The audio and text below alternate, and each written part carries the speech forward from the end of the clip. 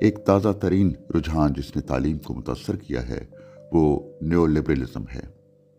یہ بنیادی طور پر ایک معاشی تصور ہے جس کے اجزاء میں کھلی منڈی یعنی اوپن مارکیٹ، حکومت کی عدم مداخلت، لامتناہی منافع اور ملازمین کا استحصال شامل ہیں۔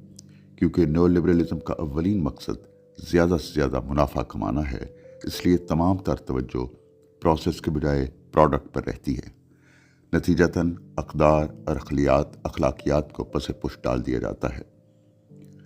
نیو لبرلزم کا براہ راست اثر ٹیکنالوجی کے حوالے سے ترقی یافتہ ممالک کے تعلیمی نظاموں پر ہوا۔ ٹیکنالوجی اور نیو لبرلزم کے نتیجے میں سامنے آنے والی ثقافت کا تعلیم کے ساتھ گہرا تعلق ہے۔ تکنیکی ذرائع نے تعلیم کے خاص برانڈ کو جنم دیا اور تعلیم کا یہ مخصوص برانڈ تکنیکی عقلیت یعنی ٹیکنیکل ریشنالٹی کی وکالت کرتا ہے۔